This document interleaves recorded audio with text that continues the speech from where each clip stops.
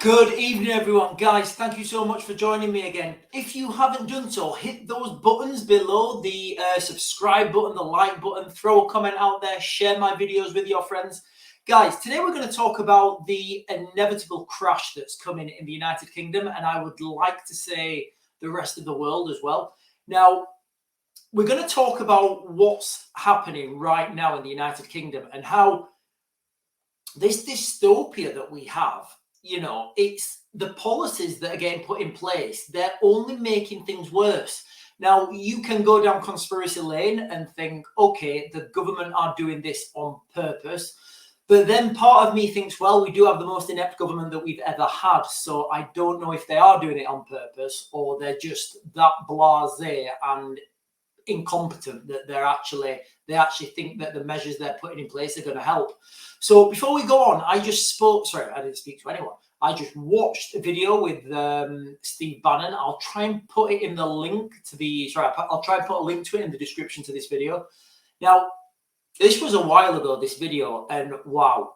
Unlike Keir Starmer's waffles that do not age well, Steve Bannon's video has aged very well. In fact, ominously well. He talks about what will happen when the Labour Party wins, about tax rises, and he talks about if the United Kingdom don't get a grip of things, then revolution is on its way. Now, sorry guys, I've been doing 1,000,001 things today. So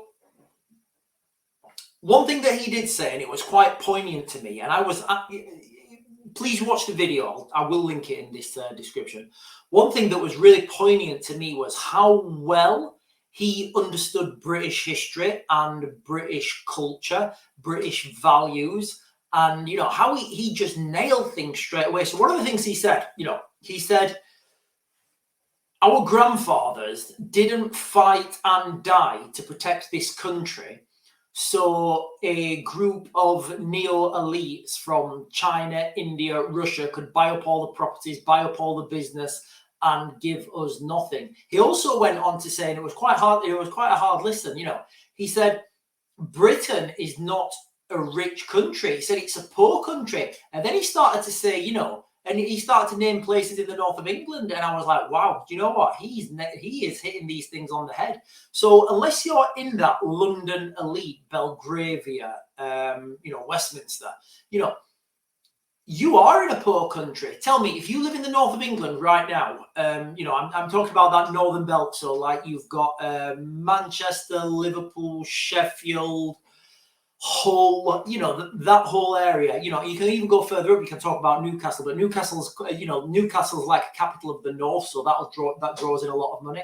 So I'm talking about that North Midlands type of area. You try and start a business, impossible. You try and get any assistance or any help or any, try and get any growth. It's absolutely impossible. If you're a child and you're born in that region, you're pretty much doomed to, minimum wage job at, B&M, The Range, Morrison's, one of your supermarkets. There's no exciting infrastructure. There's no exciting industry. There's nothing there that you would look at and say, wow, I want to live in that area. I want to move to that location. Like the south of England, you've got all sorts of different campuses and facilities. And that just seems where people, where people think about the United Kingdom, that's what they think of. But the reality is the most of the United Kingdom does not live there. The reality is, guys, and it's hard to say, it's a hard pill to swallow that we do live in a poor country. We live in an impoverished country. And the more people that are burdening our tax system, our benefit system, just means we're going to get poorer and poorer and poorer until at some point, we're just going to say, right, okay, we're a third world country. Can we have some assistance, please? Guys, we have fallen from grace as a country. And it really is difficult to think about when you try and, take yourself from the outside and look in. So one of the things why we know that this financial crash, this global conflict, why we know it's all coming. the amount of money that's being printed, guys, this is not financial advice. This is my opinion, my speculation. I have to say that for legal reasons, because I don't want you guys getting me in trouble for fake news. So the amount of money that's been printed in, you know, the last couple of last 5 years is unbelievable. And you know, we had all the politicians coming on saying, you know, oh, we're printing this money, it's gonna, you know, we're not gonna see massive inflation. Yeah, okay, good effort. It's inevitable. You can't print this amount of money without having inflation. And what happens with this, when you print money, where does it go? You give it to the people who need it the most. Okay, fine. So you give it to the people who need it the most, and that money then works its way all the way up to the people who are providing the goods or the service. That's where it goes, guys. And who are those people who are providing the goods and the service? They're the people who need it the least. All right, they're the people with all the money. So printing money doesn't help things. It actually makes things worse, because you're left with inflation. And who suffers the most with inflation? The poorest in our society. We've already seen that. We've already seen these cutbacks. We've already seen these tax raises. Only today I was talking to my friend. You know, he came around. We had a chicken kebab each, and homemade. And you know, he was saying, you know, he's really worried about these tax raises, because he's one of those people who's on the bracket for the higher tax. Now, sorry, not on the bracket, on the cusp of the higher tax. So if he earns, I don't know, a small amount of money extra, then that will put him into the higher tax bracket, and then he will actually earn less, if that makes any sense at all. So, you know, he's really worried about things. And everybody I speak to is just absolutely petrified about what's coming. Now, I'm old enough to remember when Tony Blair was elected after, who was it, John Major? And I can remember the energy that Tony Blair had. You know, that song "Things Can Only Get Better," and you know, and again, you know, we can argue about how his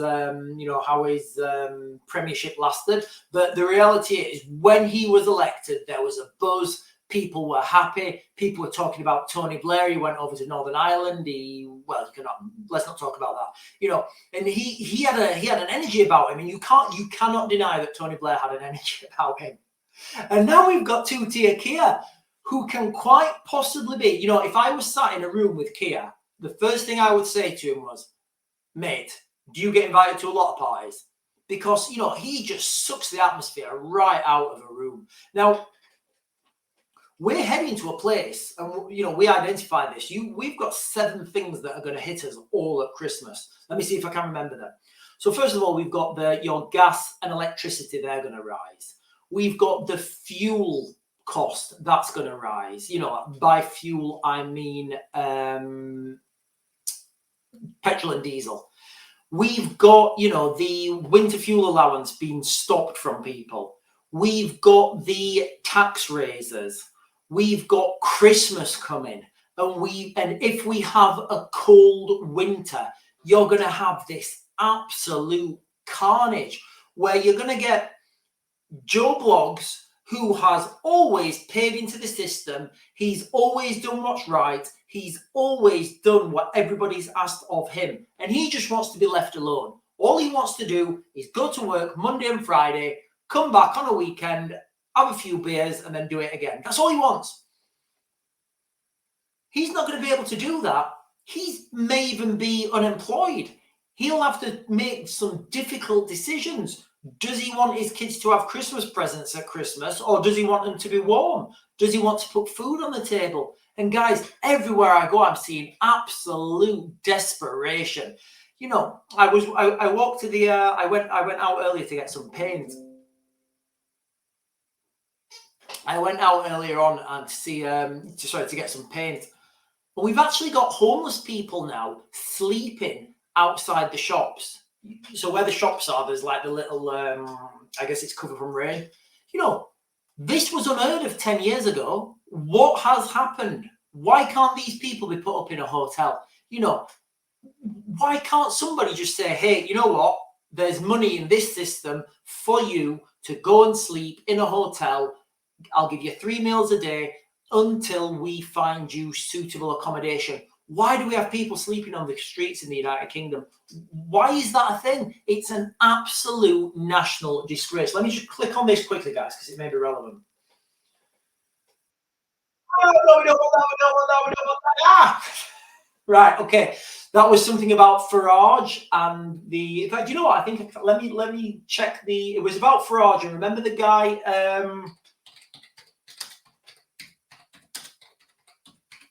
You know the guy who threw the brick at Farage.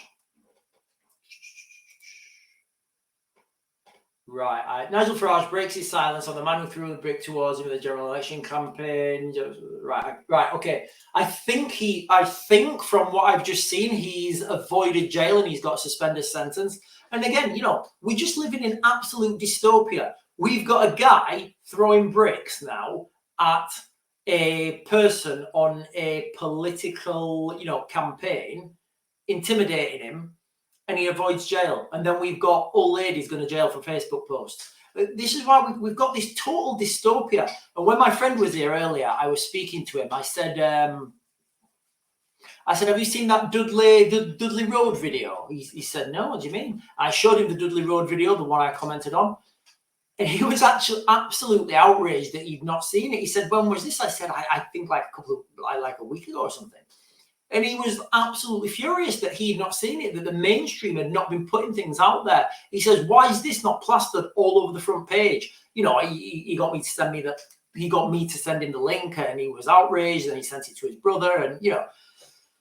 But when these normal, there's a poem by Rudyard Kipling called "When." There's two versions of it. There's "Wrath of the Awakened Saxon" that sounds really cool, but it's the same poem, but I prefer the other one. The other one's called I think it's called it's basically the poem goes on and it talks about when the English begin to hate, and that's what you're seeing now in society. You're seeing a group of people who would never normally care. You're seeing the normal, everyday 9-to-5 person become radicalized because they don't feel safe in their homes anymore. And they're seeing things on the TV. They're seeing things, you know, on platforms like X, on platforms, you know, and the other one that's just been shut down, no, it's not been shut down. He was arrested, wasn't he? The Telegram. All this sort of stuff. People are seeing things now and understanding what's really happening, and the government are trying to hide it. And the more they try to hide it, the worse they make it for themselves. And people are starting to talk about this pan, this boiling pot, because guys, this pot really is boiling, and at some point it is just going to go absolutely kaboom. And another thing we've got at the moment, like I alluded to it earlier, we're supposed to live in a capitalist country where, you know, we have a free market where you can turn £1 into £1 into two. You can't do that because of the tax system, because of the, you know, the red tape, the, you know, outside agencies that are imposing on you. If you want to start a business in the United Kingdom today, it's bare and impossible. Yes, of course, you can go to Companies House and you can register your business for, what is it, like 12, I don't know, a small amount of money. But if you want to try and make money, everybody's going to want taxes off you. There's no tax breaks. Everybody wants from you. What we actually have at the moment in the United Kingdom, and this is kind of one of the reasons why I resigned from reform. We're in late stage capitalism at the moment, whereby all the money, all the jobs, all the infrastructure, it's gone to big companies. So when a small company starts to flourish, if it looks promising, a big company will buy it up, and then that company will be over. Then that'll belong to the big company. So it feels absolutely helpless now. If you're, you know, imagine if you're one of these, you know, you're just leaving school and you're trying to find a job, to find rent, to buy a house. The enormity that you're looking at just looks, it's just impossible. And the price of everything is just going up. Guys, listen, the jux of this video is we have got a huge financial, I don't want to say black hole. We have got financial hard times coming. That is inevitable. I think there's going to be a huge financial crisis when people understand, how bad things are. I think there is going to be more taxes. We know that's coming. The prices of everything are going to go up. If we have a cold winter, it's all going to be, it could quite possibly be the worst Christmas in human memory.